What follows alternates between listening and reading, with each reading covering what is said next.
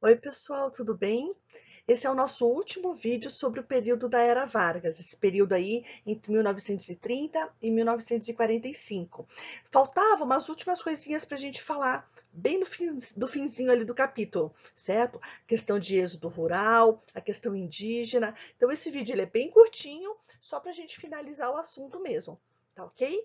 Então, verifiquem aí certinho porque nesse vídeo eu estou dando dicas que são justamente as respostas das últimas páginas desse capítulo, queridos, que é os exercícios da meta 6, tá ok? Qualquer dúvida, mandem para mim, tá certo? Vamos começar? Nesses 15 anos do governo do Getúlio Vargas, ocorreu uma aceleradíssima urbanização do nosso país.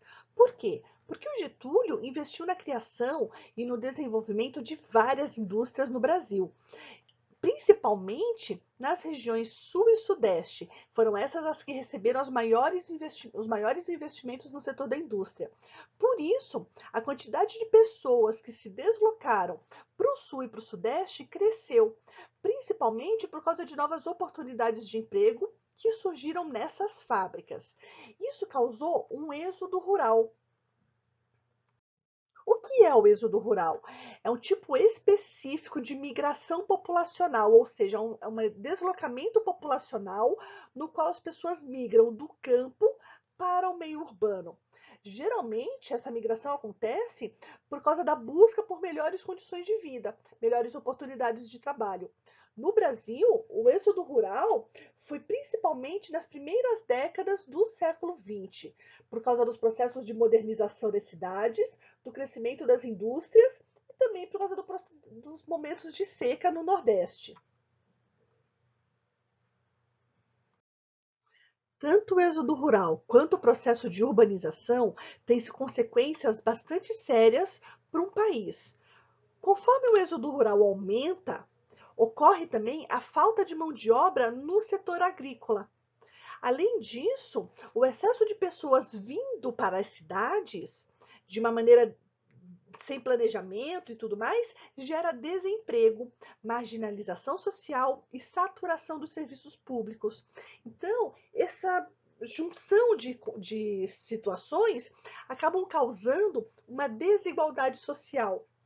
O aumento das pessoas nas cidades deve sempre ser acompanhado por investimentos públicos para que os serviços possam atender de modo adequado à população. Precisa de saneamento básico, precisa de água, precisa de estrutura viária, né, pavimentação, ônibus, escolas, esse tipo de coisa. Então, quando a cidade cresce muito rápido, os novos bairros que vão se formando nas periferias não têm acesso a essa infraestrutura básica. Então, isso piora a desigualdade. No nosso país, no Brasil, conforme a urbanização foi acontecendo a partir da década de 30, pouquíssimos investimentos do governo foram feitos. E as consequências disso a gente sofre até hoje. Meus caros, eu sempre falo para vocês que um bom governo precisa atender às demandas de todos os grupos sociais. Lembram disso? Um bom governo, ele precisa equilibrar as demandas dos vários grupos que compõem uma sociedade. No Brasil, infelizmente, os primeiros moradores dessa terra, que são os nativos dessa terra, eles foram relegados ao segundo plano durante séculos. Durante séculos eles foram escravizados, perseguidos, empurrados para os lugares mais distantes do país e foram tratados realmente com o maior desprezo possível. Os nossos governos nunca se preocuparam em criar políticas de auxiliar e de incluir na sociedade esses grupos que viviam aqui. Somente no período republicano que pouquíssima coisa começou a ser feita.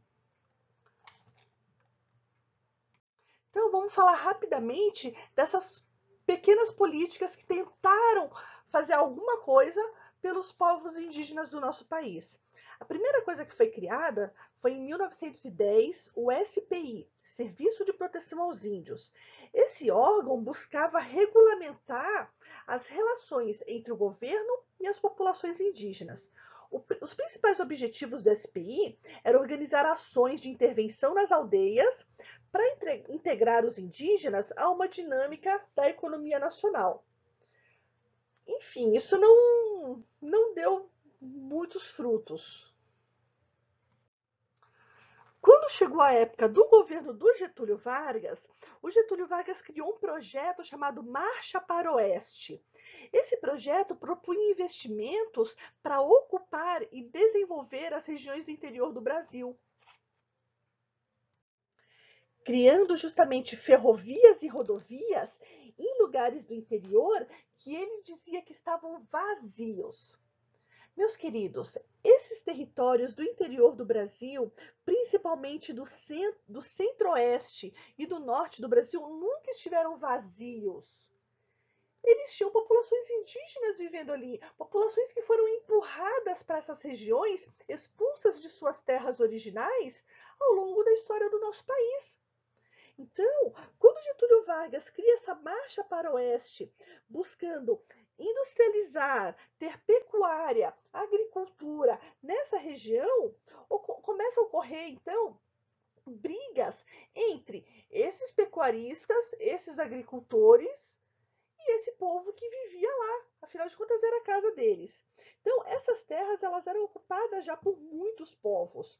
Só que esses povos não eram integrados economicamente à produção industrial do Brasil, nem à produção agrícola do Brasil. Então, muitas pessoas realmente achavam que era um vazio, um enorme vazio. Ainda hoje existe essa confusão de que as pessoas acreditam que índio só existe na televisão. Somente bem mais tarde, já no governo militar, em 1967, é que foi criada a FUNAI, a Fundação Nacional do Índio. Os objetivos da FUNAI era justamente realizar estudos nas áreas ocupadas pelos indígenas para garantir a demarcação, para garantir que ninguém invadiria as terras deles. Além disso, monitorar essas terras, fiscalizando a sua ocupação. Além de propor formas de articulação com o governo para que os direitos dos grupos indígenas fossem mantidos. A FUNAI foi criada com esse principal objetivo: cuidar e preservar os direitos dos povos indígenas, além de atuar no controle dos impactos ambientais e empreender ações para manutenção da diversidade indígena, manutenção da cultura, da religião deles. Então, conforme prometido, esse era um vídeo bem curtinho mesmo, né? Era só esse último pedacinho que não tinha ligação com o que a gente estava falando no vídeo anterior. Então, ia ficar muito deslocado essas últimas contribuições no outro vídeo. Por isso que eu achei melhor fazer nessa semana, né? Que é justamente a semana que antecede a nossa prova, para a gente fechar o conteúdo todinho, tá certo? Se vocês tiverem qualquer dúvida, por favor, não hesitem em me procurar. Tá certo, queridos? Até mais, um beijo.